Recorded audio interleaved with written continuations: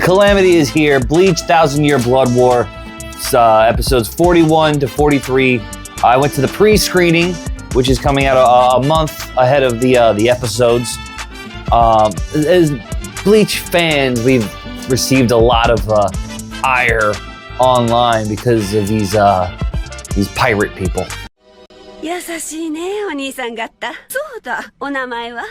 But the 1,000-Year Blood War arc hasn't had like a single bad episode, which really does tell me that it was the anime that was the problem. I think Bleach itself is fantastic. Not your fault. I know. No, you don't. It's not your fault. I know. It's not your fault. All right? It's not your fault. It's not your fault. Don't fuck with me.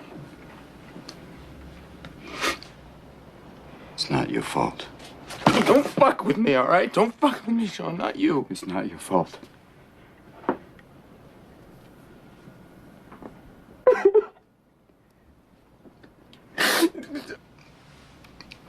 It's not your fault.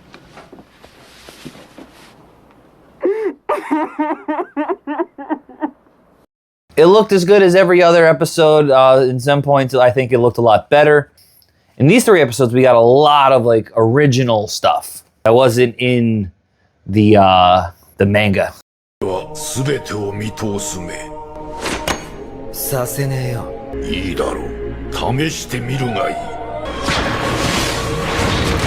you know how important it is to not have CGI be obnoxious?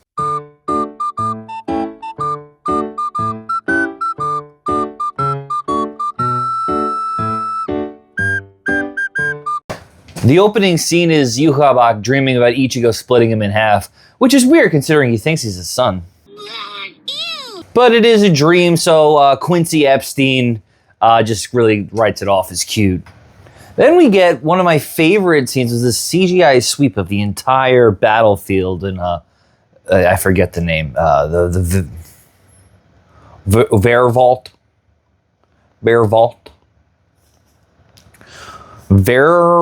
I think it's Vervault. And we see a bit of every single fight, how far they are from each other, and we get a little shot of Basby's dead body because that guy can't catch a break. I suggest you fly back to your coop while you still can, chickenhead. Chickenhead? What? We've got 4 fights going on at the exact same time, which is a lot of fun. And the balancing act that these 3 episodes do between the 4, I thought was done well, not perfect, because there are still some questions over like are they happening at this exact time, or are we kind of like jumping through time? We got so much new content in the first 3 episodes, and we have 10 after. I think we're gonna see a lot of new stuff that we don't know as people who read it before. One of the most fun things has been the completely new fight with Uryu and Hashvalth. Germans. Typically, we don't see the fight. We just see the end of the fight, and then Uryu's like, oh, I got the thing that I need, or whatever. I think we're going to get maybe a slightly different ending, but for right now, we have, Uryu going right into his Vollständig. I have notes here for this. Vollständig.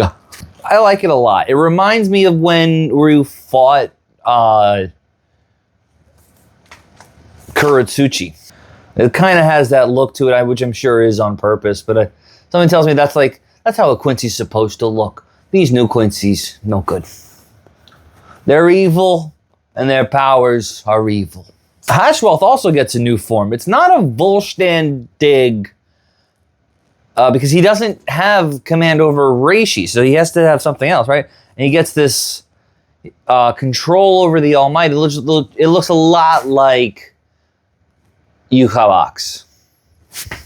But that raises also the question, are they able to use it at the same time? Maybe that'll come into play. Maybe that's part of the story. That because they're both using it, it's not strong for one of them or both. I don't know. But it is cool. He gets a brand new form. The design is really cool. And it really gives him an edge up. It really gives him an edge here. It's cool to see.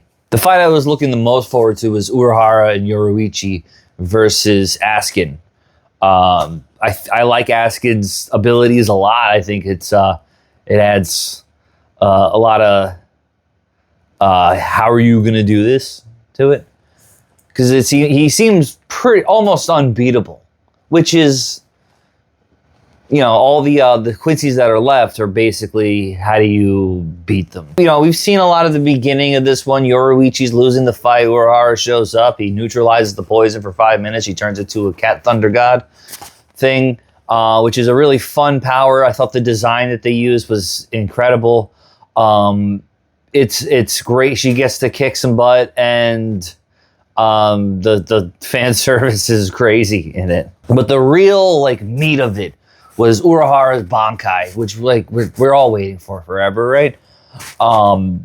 It comes through the curtain like a horror thing. Like we have the point of view of the Bankai as it like crawls over and opens a curtain, and it ends up behind Urahara, which is just a lot of fun. It's very, very creepy. And the way he uses his Bankai, I'm sure the Bankai doesn't love it, but the way he uses the Bankai is so fun. He flies around on stitches, and he can do incredible things with it. Like he can take his own hand apart, make it more powerful. He fixes his eyes after Askin messes him up. And the whole time he's creating a hole in the ball that Askin made, so Grimjaw could come in and deliver a fatal blow.